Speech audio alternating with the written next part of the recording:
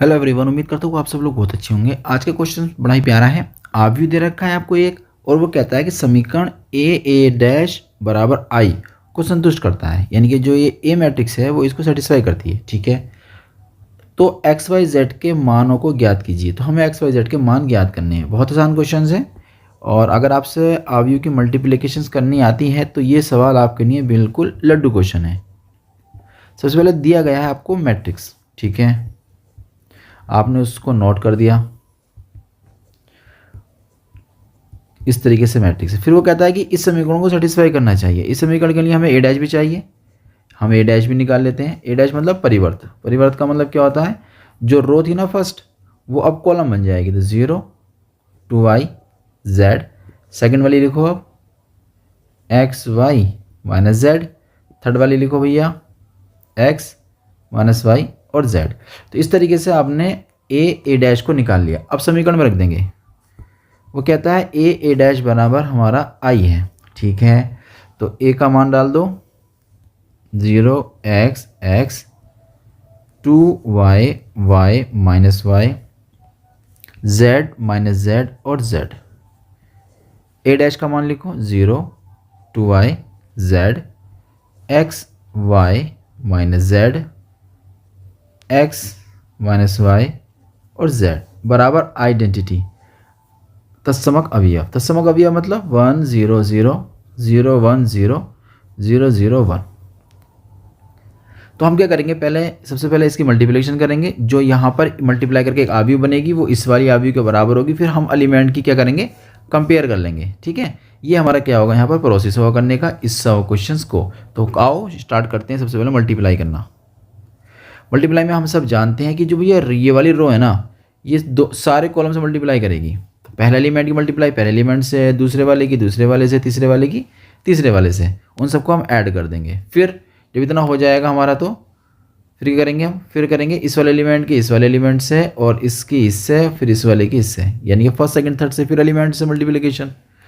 फिर उसके बाद क्या करेंगे, जब इतना हो जाएगा तो हम इस वाली मल्टीप्लाई करेंगे फर्स्ट वाले की फर्स्ट से, सेकंड वाले की सेकंड से, थर्ड वाले की थर्ड से। तो इस तरीके से हमारे एलिमेंट्स यहाँ बन जाएंगे। उम्मीद करता हूँ ये बात आपकी समझ में आ गई होगी। स्टार्ट करते हैं। तो 0 की मल्टीप्लाई करेंगे 0 से तो आपको मिलेगा 0। 2y की मल्टीप्लाई करेंगे 2y से तो मिलेगा आपको 4y स्क्वायर, और z की करेंगे आप z से तो मिलेगा प्लस का z स्क्वायर। बात समझ में आ गई इतनी, यानी कि एक एलिमेंट की मल्टीप्लिकेशन हम लोगों ने कर ली। ठीक है, अगर इतना हो गया है तो आगे चलते हैं। अब क्या करेंगे, हम सेकंड वाले एलिमेंट की मल्टीप्लाई करेंगे, इन सेकंड कॉलम्स के साथ करेंगे मल्टीप्लिकेशन। तो पहले तो 0 आ जाएगा।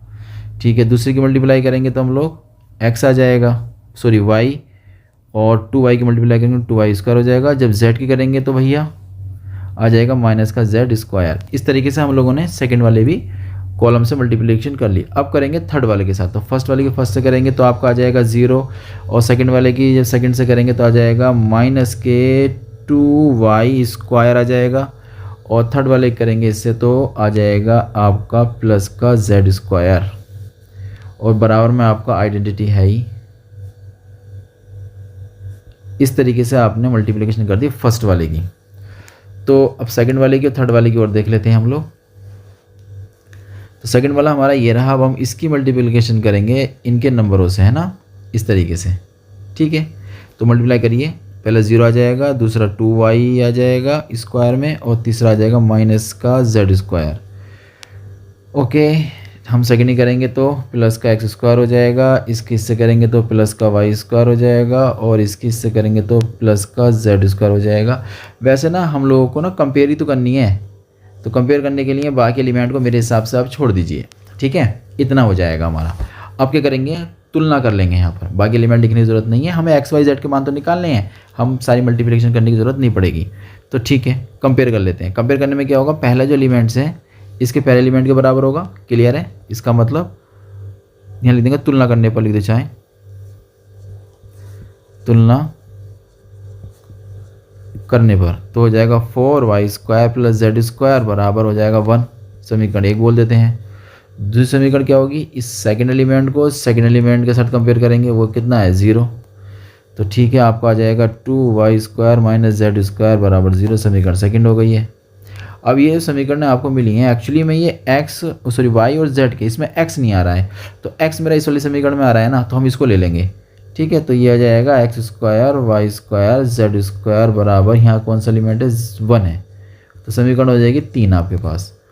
इतना आपने कर लिया है, तो समीकरण जो है फर्स्ट और सेकंड को ऐड कर दो, समीकरण फर्स्ट और समीकरण सेकंड को आप लोग क्या कर दो ऐड, तो ये हो जाएगा 4y square plus Z square बराबर 1, 2y square minus Z square बराबर 0। जब जैसे ही आप लोग इसको ऐड करेंगे ये कैंसिल आउट, 6y स्क्वायर बराबर 1, y स्क्वायर बराबर 1/6, और यहाँ से आ जाएगा y बराबर 1/6 आ जाएगा, अंडर रूट में जाएगा प्लस माइनस, इसे लिख सकते हैं आप प्लस माइनस 1/√6। इस तरीके से y का मान तो निकाल लिया।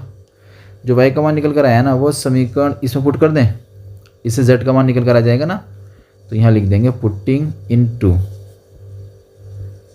2 में पुट कर देते हैं, तो हमारे पास आ जाएगा 2y स्क्वायर की जगह लिख देंगे वैल्यू 1/√6 का स्क्वायर आ जाएगा, प्लस माइनस लगाओ या मत लगाओ क्योंकि स्क्वायरिंग में तो सब प्लस के ही हो जाएंगे ना।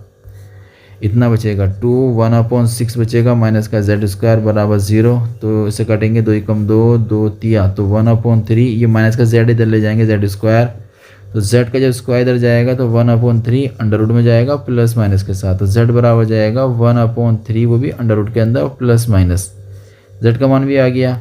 अब x का मान निकालना है ना, तो अगर x का मान इस वाली समीकरण में रख दिया जाए तो कैसा रहेगा, है ना, तो बस लिख देंगे समीकरण 3 में समीकरण 3 में y तथा z के मानों को रखने पर, तो x स्क्वायर था y स्क्वायर था, y स्क्वायर कितना बन जाएगा 1/6, z स्क्वायर कितना बन जाएगा 1/3 बराबर कितना आ जाएगा 1 के। तो ठीक है, इतना हमारे पास आ चुका है, तो सॉल्व कर लेते हैं। यहाँ पर अगर आप एलसीएम लेना चाहो तो यहीं पर ही एलसीएम ले लो, या ऐसे करो थोड़ा अच्छा लगेगा, आप सबको उधर भेज दीजिए। अब यहाँ पर एलसीएम ले लीजिए, एलसीएम आ जाएगा 6, तो 6 माइनस के 2 माइनस के 1, ये हो जाएगा x स्क्वायर बराबर 6 माइनस के 3/6, x स्क्वायर बराबर हो जाएगा 3/6, 3 एकम 3 3 दूनी यानी कि 1/2, तो x बराबर आ जाएगा 1/2 अंडर रूट में प्लस माइनस करके, तो लिखेंगे x बराबर 1/√2 प्लस माइनस, लास्ट में लिख देंगे हम लोग अतः करके, अतः x का मान निकल कर आया प्लस माइनस 1/√2, y का मान निकल कर आया प्लस माइनस 1/√6, और z का मान निकल कर आया प्लस माइनस 1/√3। उम्मीद करता हूँ ये क्वेश्चन अभी समझ में आ गया होगा। हम लोग मिलते हैं नए क्वेश्चन के साथ।